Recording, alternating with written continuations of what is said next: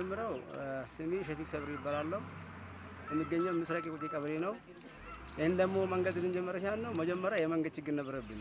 የመንገድ ችግር ወጥቶልንም የተበላሸ መንገድ ስለነበረ በህዝብ ጉልበት ለማውጣት ከአቅም በላይ ስለሆነ ይሄ ለዚህ ማሽን መዋጩ ህዝቡን ሰብስበው በድምጽ ይሄን በሰው ጉልበት ስለማይቻል በማሽን ይውጣ በሚል ተስማምተን ቃለ ጉባኤ ይዘን ውስጥ ለውስጥ ያሉ መንገዶች ሳይቀሩ ሁሉ ይውጣ በሚል ተስማምተን ይሄው ማሽን ጀምሮልናል።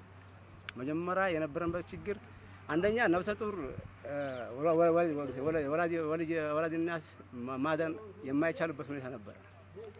አሁን ደግሞ ከጀመርን በኋላ ህዝቡም አስፈላጊ ለሆነ ነገር ጠይቁን ብሎ በወኔ ሁሉም ማንም ሳያነሳሳው ሁሉም ተነስቶ አስፈላጊ ለሆነ ነገር አሁን እንጠየቅ የሚልበት ሁኔታ ይታያል። በጣም ደስ የሚል ሁኔታ ነው ያለው። ለኛም ደስ ብሎናል።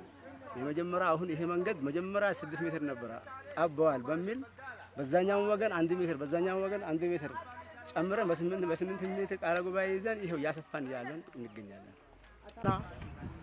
ትምህርት ቤት ልጆቻችን የሚሄዱበት ነፍሰ ጡሮቹን የሚሄዱበት ያጡበት የሞቱበት ጊዜ ነበረ።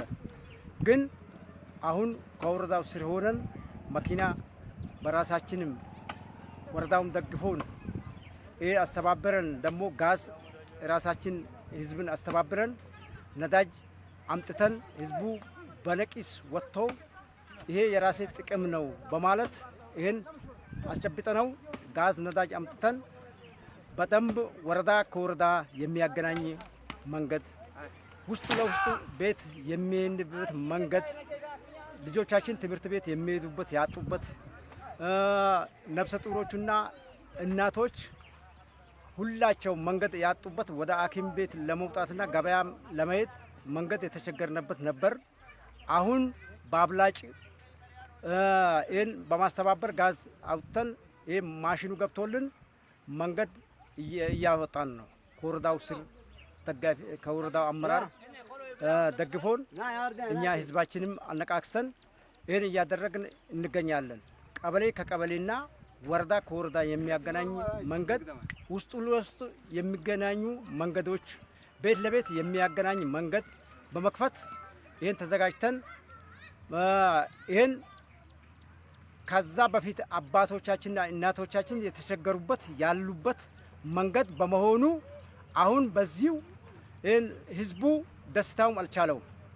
ይህን እያበጣን መንገዱን እያበጀን በልልታ በጭልታ በምን በደጋፊነት ህዝባችን ተንቀሳቅሶ ነፍሰ ጡሮቹም ሴቶቹም ወጣቱም ህፃኑም ሁሉም እልል ብለው ተቀብሎ መንገድ እያወጡልን ነው። ይሄ ምስጋና ይግባው ለወረዳው ክብር ለወረዳው ደጋፊ አመራርና ለወረዳው መንግስት ካቢኔዎች ምስጋና ይግባቸው። ከነሱ ስር ሆነን ይህን እየተደጋገፉን መጥተው እያዩ እየቃኙን ምንድነው ችግር ያለው በማለት እያወጣን